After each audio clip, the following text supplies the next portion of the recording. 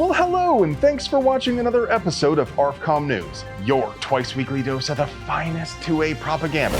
And happy National Kool-Aid Day. Do you know who's not drinking the Kool-Aid today? Our gun-owning Canuckastani brothers and sisters up north. Back in 2020, the Canadian federal government banned 1,400 models of firearms as assault weapons. To me, it's just a made-up word. And promised to confiscate them, but after 4 years of thrashing about aimlessly like a drunken hobo with a bee in his underwear, they have confiscated 0 guns. They estimate there are about 140,000 banned guns out there in the Great White North, but they have no idea how to take them away from the good people who own them. And some of the provinces and local governments aren't too keen on helping the federal government either. So the federal government has pushed out the amnesty date time and time again. Right now, it is set for the end of October next year. They really have no idea where to even start, and this is a country where many guns were registered in the first place. Not that we should become complacent ourselves, but imagine how much more difficult it would be to pull off a mass confiscation here in Freedom Land. Mob supplies! Get your angry mob supplies here! But it would be impossible for us to produce quality 2A propaganda without sponsors, so let's pay some bills.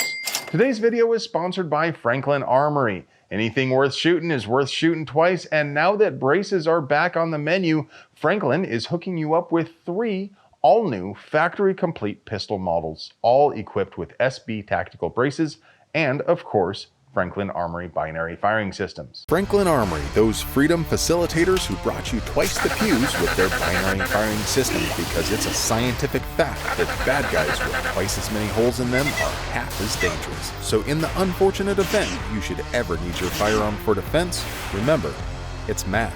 It can't be wrong. And by Vortex, we've been running their new Defender line of red dots hard since before launch. They have found a home on all of our guns, whether for concealment or competition or anything in between. They are rugged, they are packed with features, and they flat out perform. With the CCW, the ST, and the XL, there is a dot for you, and let's not forget their no questions asked VIP warranty that covers just about anything. And by Hydra. The Mark 15 Hydra is the most versatile black rifle platform the industry has ever seen. The most you will ever need to convert calibers is a barrel, a bolt, and a magazine well.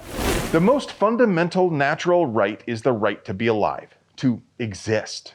Immediately following that would be the right to self-determination, to choose for yourself where to go, what to say. That's why the Declaration of Independence listed life and liberty as inalienable rights bestowed by the Creator. And if I possess these rights, that means I have the right to resist anyone who would use force to deprive me of these fundamental human rights. Death the tyrants!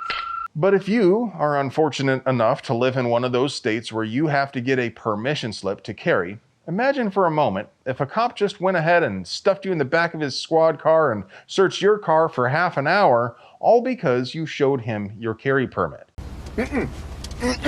No. Now, I'm no lawyer, but I have seen a couple of civil rights lawyer videos, and I'm pretty sure you can't do that. Except that's exactly what Nicholas Andrzejewski did to Basil. Oh, come on!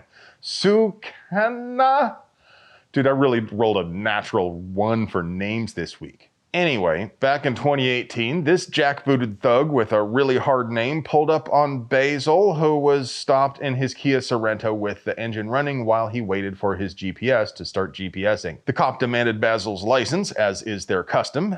Basil gives it to him, along with his carry permit, and tells him there is a handgun in the pocket of his door. At this point, the cop goes absolutely roid rage Abe shit and starts trying to rip old boy out of the car while his seatbelt is still fastened.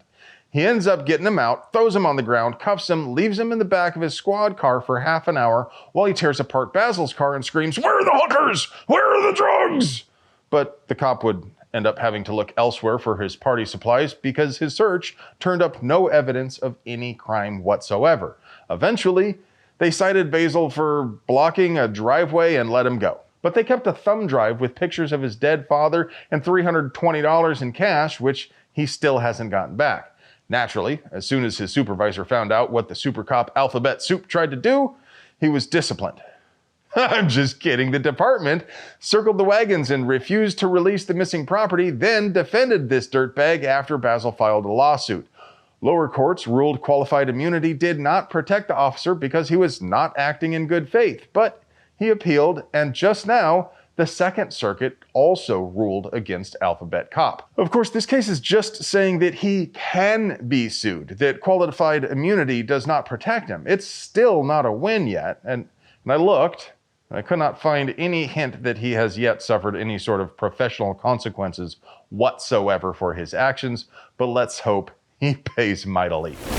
Last week, the Texas State Fair announced weapons would be banned from the fairgrounds, and on Wednesday, Attorney General Ken Paxton threatened to sue Dallas if they don't fix the policy within 2 weeks.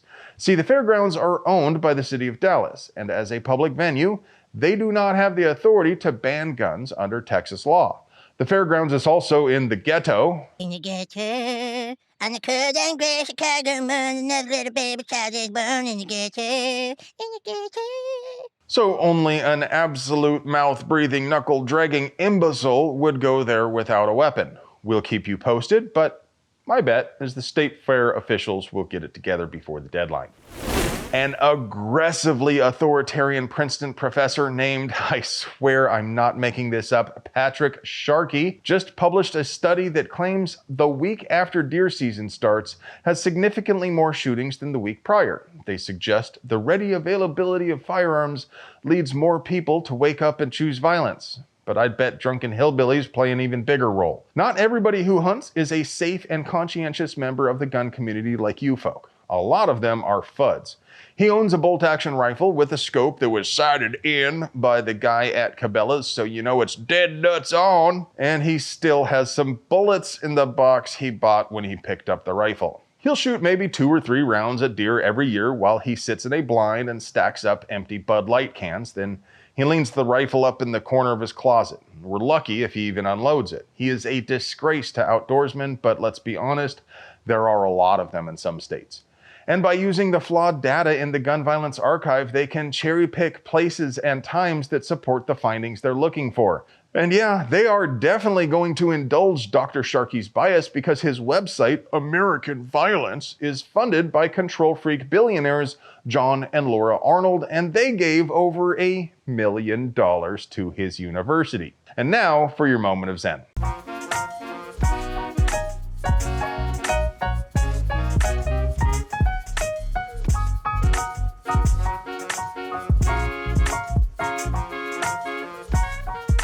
Hello, friends. Do you like pews and pew-related things? Would you like to help us keep delivering you pure uncut American pew propaganda at the low, low price of $3.99? We literally couldn't pay the bills without our sponsors, so do us a solid and get yourself something nice from them. You deserve it. I love you.